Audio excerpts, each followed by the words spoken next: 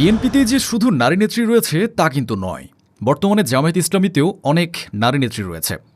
আমরা হয়তো অনেকে জামায়াতের নারী নেত্রী যে আছে তা সম্পর্কে জানি না। তবে জামায়াতেও কয়েকজন প্রভাবশালী নেত্রী রয়েছে যারা পর্দার আড়ালে থেকে দলটির নেতৃত্ব দিয়ে আসছে এবং সারা দেশে ইসলামী মূল্যবোধের মাধ্যমে নারীদের সঙ্গবদ্ধ করছে। এবারে জাতীয় নির্বাচনে কয়েকজন হেভিওয়েট জামায়াতের নারী নেত্রী প্রার্থী হতে চেয়েছিল, কিন্তু ইসলামী বিধিনিষেধ থাকায় প্রার্থী হতে পারেনি। তবে সংরক্ষিত নারী আসনে জামায়াত এনসিপি সমর্থিত ঐক্য জোট থেকে কয়েকজন নারী এবার সংসদে আসতে যাচ্ছে। আর এজন্য ইতোমধ্যে কারা জামায়াত জোট থেকে সংসদের সংরক্ষিত আসনে যাবেন তা নিয়ে শুরু হয়েছে নানা হিসেব নিকেশ। তো বন্ধুরা, আজকের এই ভিডিওটিতে আপনাদের পরিচয় করিয়ে দেব সংসদের সংরক্ষিত আসনে সংসদ সদস্য হচ্ছেন জামায়াত জোটের যে 10 নারী নেত্রী তাদের সম্পর্কে। তাছাড়া আরও জানাবো তাদের সংক্ষিপ্ত জীবনী সম্পর্কেও। তো চলুন আর কথা না বাড়িয়ে ভিডিওটি শুরু করি। তবে বন্ধুরা, ভিডিওটি শুরু করার পূর্বে অনুরোধ রইল, ভিডিওটিতে একটি লাইক দিয়ে শুরু থেকে শেষ পর্যন্ত দেখুন।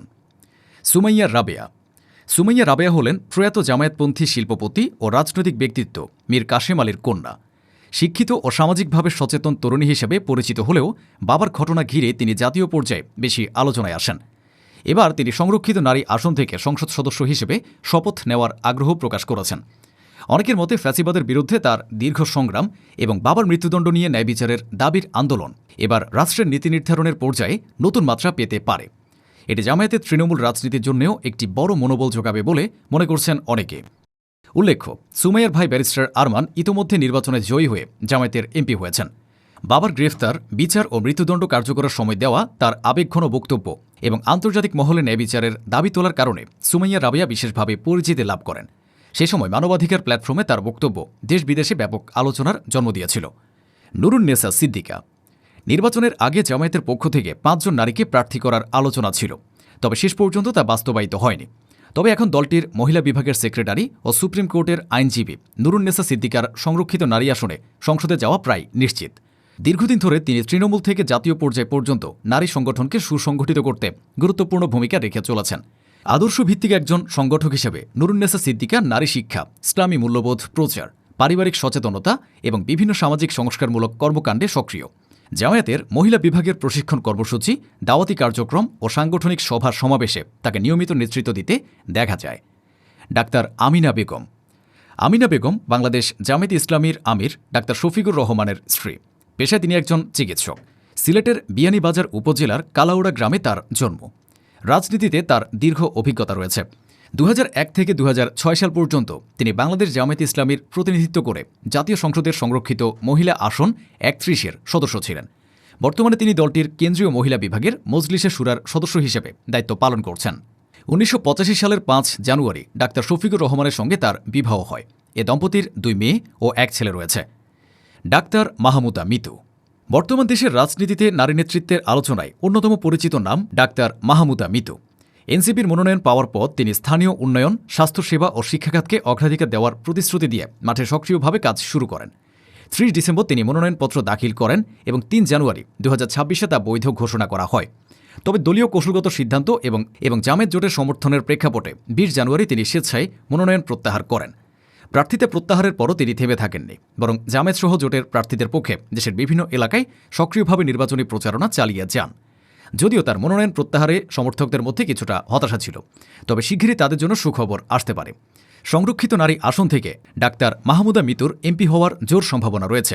উল্লেখ্য, 2025 সালের 29 এপ্রিল তিনি এনসিপির দক্ষিণাঞ্চলীয় সাংগঠনিক টিমে ডেপুটি অর্গানাইজার হিসেবে দায়িত্ব পান।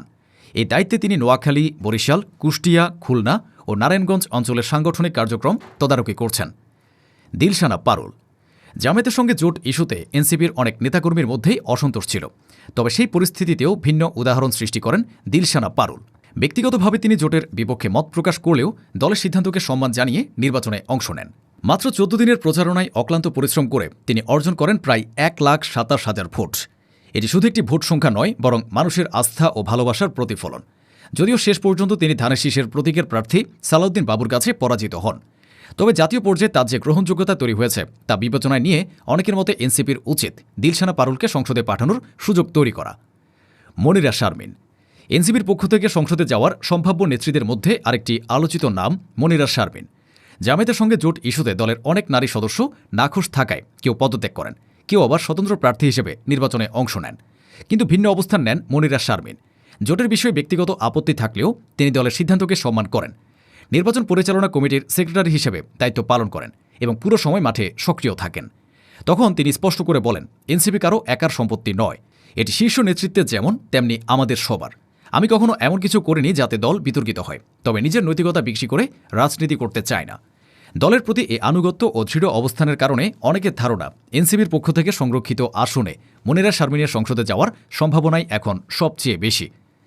মারদিয়া মমতাজ। ড্যাফোডিল ইন্টারন্যাশনাল ইউনিভার্সিটির সিভিল ইঞ্জিনিয়ারিং বিভাগের প্রভাষক মারদিয়া মমতাজ দীর্ঘদিন ধরে জামায়াত ইসলামীর রাজনীতির সঙ্গে যুক্ত একজন সক্রিয় মুখ। তার দলীয় প্রার্থী হওয়ার সম্ভাবনা ছিল, তবে ইসলামী আইনে সেটি বৈধ না হওয়ায় তিনি প্রার্থী হতে পারেননি। বর্তমানে তিনি নারী সমাজকে সংগঠিত করা, পারিবারিক মূল্যবোধ রক্ষা এবং ইসলামী জীবন ব্যবস্থার পক্ষে জনমত গড়ে তোলার কাজে সক্রিয় রয়েছেন। দীর্ঘদিন ধরে মাঠ পর্যায়ে দাওয়াতি কার্যক্রম, নারী শিক্ষা ও সামাজিক সচেতনতা বৃদ্ধির সঙ্গে যুক্ত থাকার অভিজ্ঞতায় তাকে রাজনীতিতে আরও সক্রিয় হতে অনুপ্রাণিত করেছে, যে কারণে জামায়াতের সংরক্ষিত আসনে মারদিয়া মমতাজের গ্রহণযোগ্যতা সবচেয়ে বেশি। মোনামি ম্যাডাম। ঢাকা বিশ্ববিদ্যালয়ের লোকপ্রশাসন বিভাগের খণ্ডকালীন শিক্ষিকা শেহরিন আমিন মোনামি সাম্প্রতিক সময়ে আলোচনায় থাকা একটি নাম। ডাকসু নির্বাচনে ছাত্রদলের প্রার্থীদের বিরুদ্ধে বেআইনি প্রচারণার প্রতিবাদ করে তিনি বিশেষভাবে আলোচনায় আসেন। নির্বাচনের পরও নানা কারণে তিনি আলোচনার কেন্দ্রেই রয়েছেন। রাজনৈতিক অঙ্গনে এখন গুঞ্জন রয়েছে জামায়াতের সমর্থনে মোনামি সংসদে যেতে পারেন, তবে সেটি সংরক্ষিত নারী আসন থেকে নাকি উচ্চকক্ষের সেনেটর হিসেবে তা এখনও নিশ্চিত নয়। সুন্দর ব্যক্তিত্ব ও আত্মবিশ্বাসী উপস্থিতির পাশাপাশি সাহসী অবস্থানের জন্যও তিনি পরিচিত। জুলাই আন্দোলনের সময় আওয়ামী লীগ সরকারের দমন পীড়নের বিরুদ্ধে তিনি সরব ছিলেন, এমনকি পুলিশের হাত থেকে এক ছাত্রকে রক্ষা করতে গিয়ে নিজেও অপদস্থ হন। রাজনৈতিক মহলের অনেকের মতে তার এই সাহসী ভূমিকা ও সক্রিয়তার জন্য তাকে যথাযথভাবে সম্মানিত করা এবং সংরক্ষিত নারী সংসদ সদস্য বানিয়ে যথাযথ মূল্যায়ন করা। ব্যারিস্টার সাবিকুন নাহার মুন্নি। জামায়াতের মহিলা বিভাগের সহকারী সেক্রেটারি ব্যারিস্টার সাবিকুন নাহারও সংরক্ষিত আসনের এমপি হিসেবে শপথ গ্রহণ করবেন। তিনি বর্তমানে দলটির কেন্দ্রীয় মহিলা বিভাগের আইন ও মানবাধিকার বিষয়ক সেক্রেটারি হিসেবে দায়িত্ব পালন করছেন। পেশা একজন আইনজীবী হিসেবে তিনি সামাজিক ও রাজনৈতিক বিভিন্ন ইস্যুতে সক্রিয়, বিশেষ করে হিজাব ও মানবাধিকার বিষয়ক আলোচনায় তার উপস্থিতি লক্ষণীয়। দলীয় বিভিন্ন প্রতিনিধি দলের বৈঠক ও কূটনৈতিক সাক্ষাতেও তাকে নিয়মিত অংশ নিতে দেখা যায়, যা তাকে জামায়াতের অন্যতম সক্রিয় নারী মুখ হিসেবে পরিচিতি দিয়েছে, যে কারণে তার সংসদে যাওয়া নিশ্চিত বলেই ধরা যায়। শাহানারা বেগম। ঢাকা মহানগরী দক্ষিণ মহিলা বিভাগ জামায়াতের সিনিয়র সদস্য, কেন্দ্রীয় মজলিসের শুরা সদস্য শাহানারা বেগমেরও সংরক্ষিত আসনে এমপি হওয়া মোটামুটি নিশ্চিত। বাংলাদেশ জামায়াতে ইসলামীর রাজনীতিতে তিনি একজন অভিজ্ঞ ও পরিচিত মুখ। এর আগেও তিনি সংরক্ষিত মহিলা আসন থেকে জাতীয় সংসদ সদস্য হিসেবে দায়িত্ব পালন করেছেন। অষ্টম জাতীয় সংসদে তিনি মহিলা আসন ৩২ থেকে জামায়াতে ইসলামীর মনোনীত সংসদ সদস্য ছিলেন। দলীয় অভিজ্ঞতা ও দীর্ঘদিনের সাংগঠনিক ভূমিকার কারণেই তাকে আবারও সংসদে পাঠানোর আলোচনা জোরালো হয়েছে। তো বন্ধুরা, জামায়াত জোটের উপরোক্ত ১০ জন নারী নেত্রী কি পারবে সংরক্ষিত আসনে এমপি হতে? আপনার কি মনে হয় কমেন্টে লিখে জানান। ভিডিওটি ভালো লাগলে শেয়ার করুন এবং চ্যানেলটিতে নতুন হয়ে থাকলে সাবস্ক্রাইব করে বেল আইকনটি বাজিয়ে রাখুন। ধন্যবাদ।